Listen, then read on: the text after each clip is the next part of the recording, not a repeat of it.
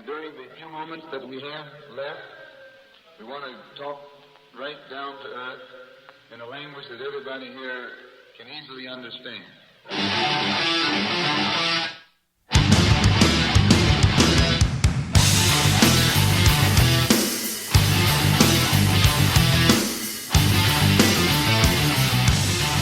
Welcome back. Last week we hinted a little bit at some of the preseason matchups, or not preseason matchups, is it in the NFL? First opening weekend of college football. And what we're going to do over the next couple of weeks is we're going to go through every major conference and break down each conference, the teams and who they play. And give us and give you our opinions and what it looks like their outcome can be. And see who these 10-win teams are and the upsets that we predict. And you give us your feedback also on this, because we'd love to hear from you. And we'll see, because this is going to be recorded and it'll be online for everybody to hear. So at the end of the season, we'll see how we did. We'll see how we did. We're going to go ahead and start some this week with this last segment with Conference USA.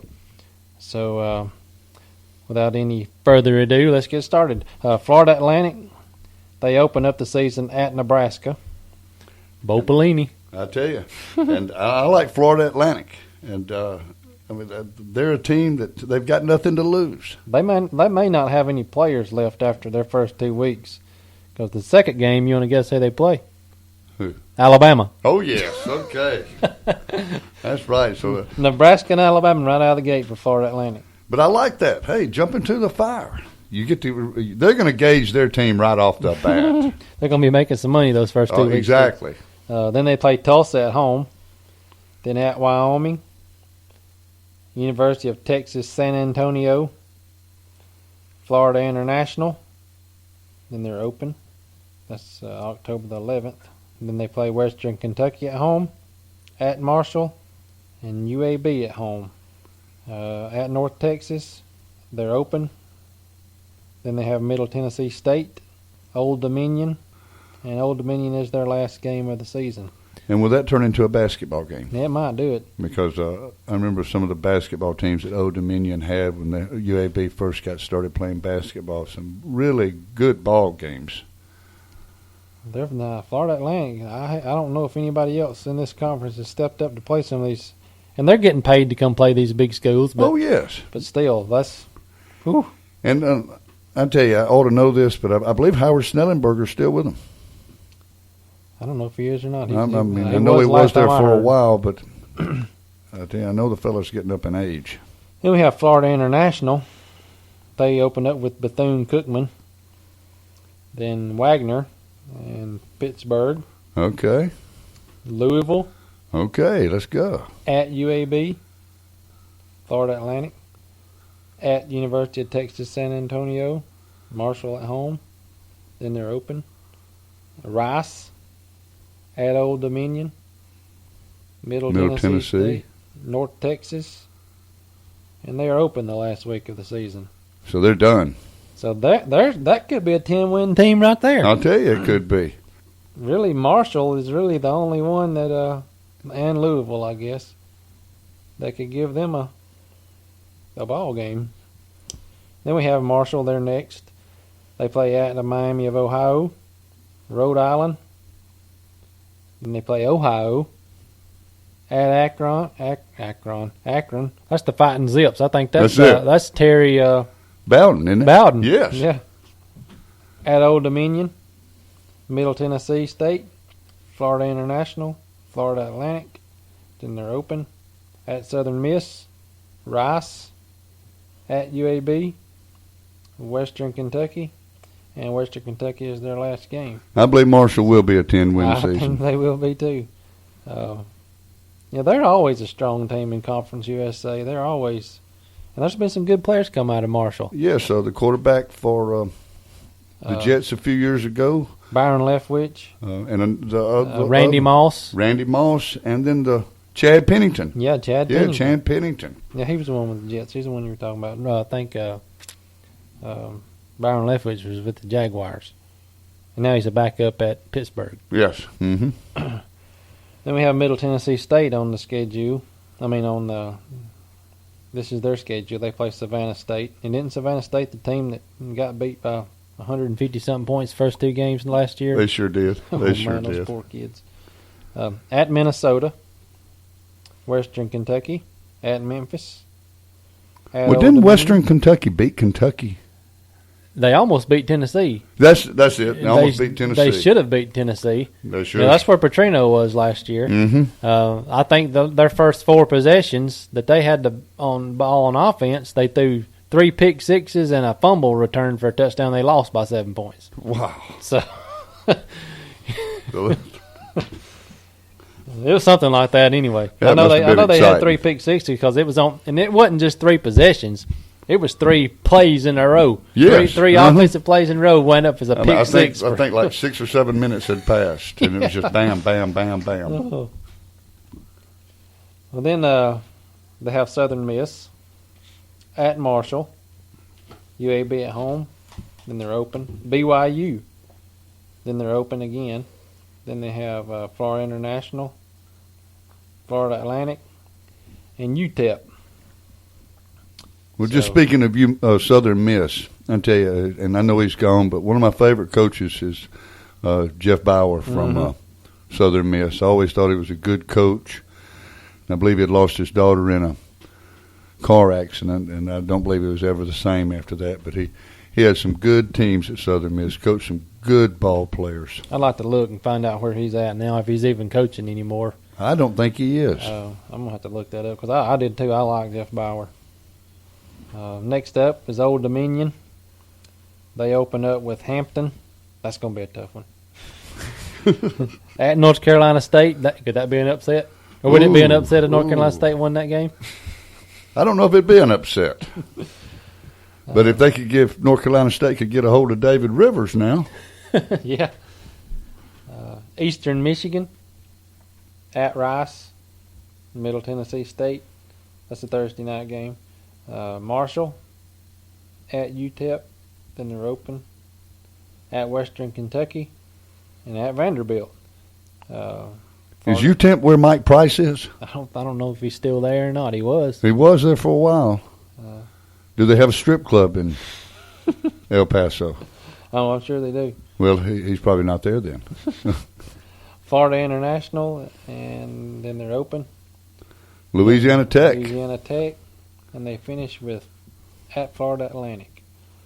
So, they're really the only teams I'm seeing right now, and I can't see the whole schedule at the same time, but Florida Atlantic opened up with Nebraska and Alabama. That looks like the two toughest games so far for Conference USA. Exactly.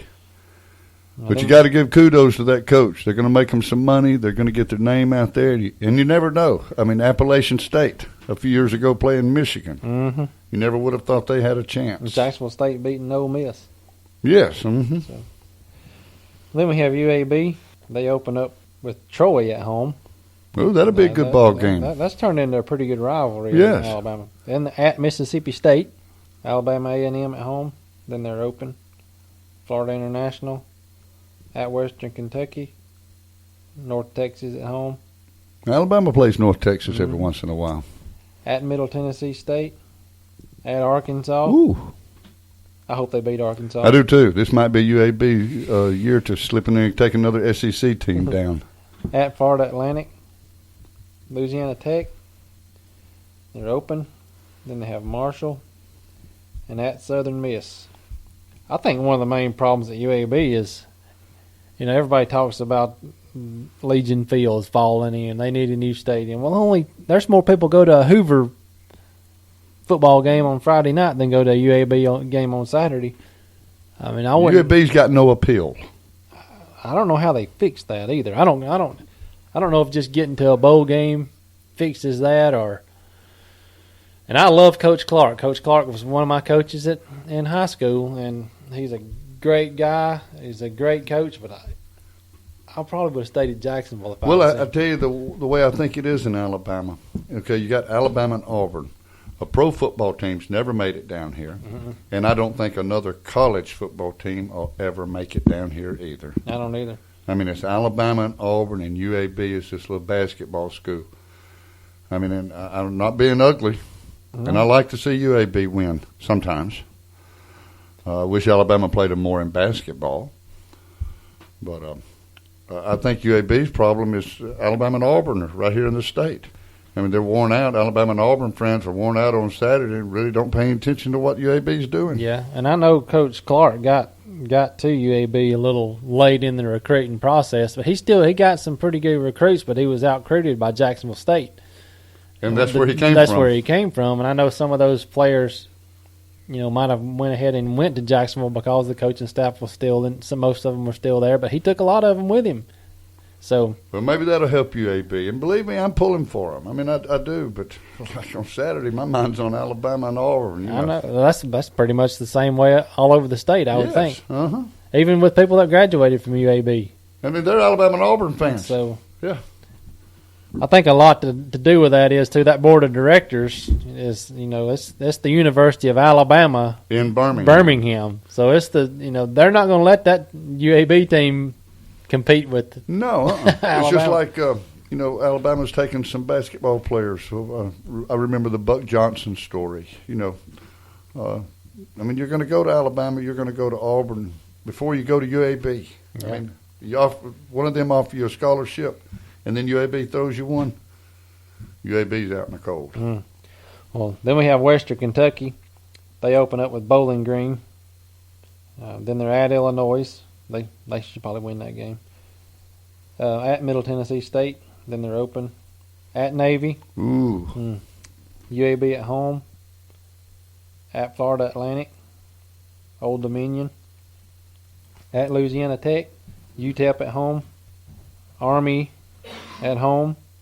University of Texas San Antonio. At Marshall is their last game. Now, Western Kentucky, that's where Bobby Petrino was last year.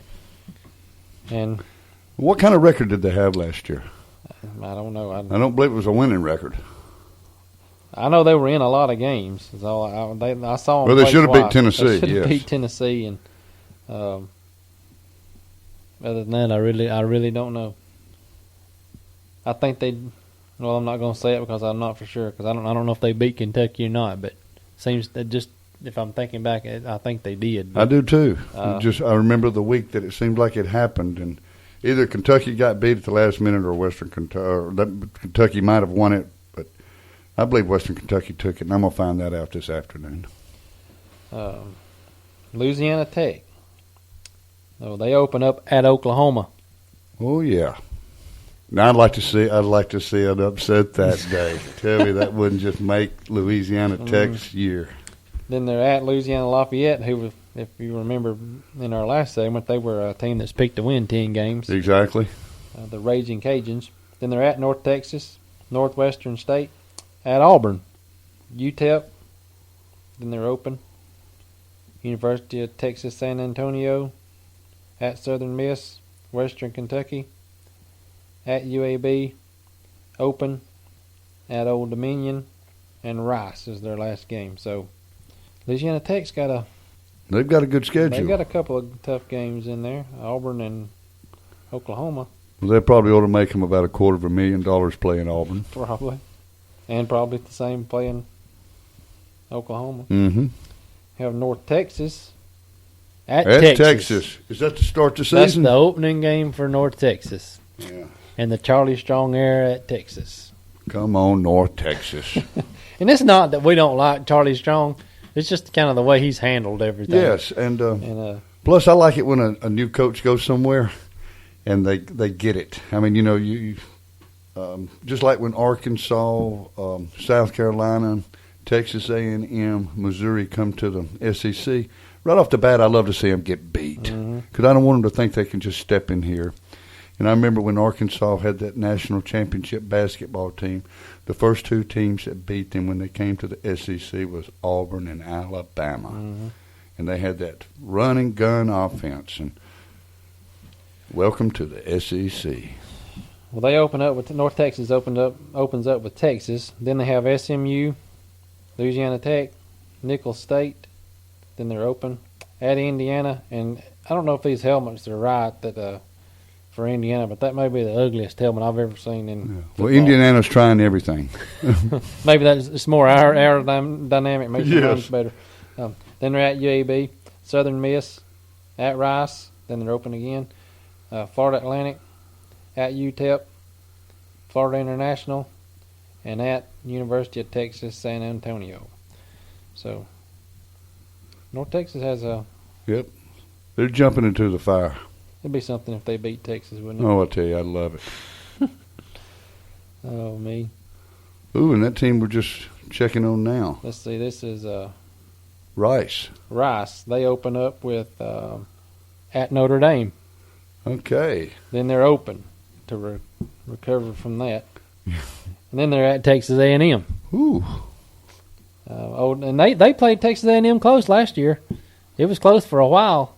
And seemed like in the third Texas quarter, A&M Johnny won that Manziel big. took that thing over, didn't he? Yeah. Then they play Old Dominion at Southern Miss. Then they play Hawaii at home. Too bad you can't go to Hawaii and play. At Army. Then they're open again. Then they play North Texas, Florida International, University of Texas San Antonio, at Marshall, UTEP. That's a Thursday night game.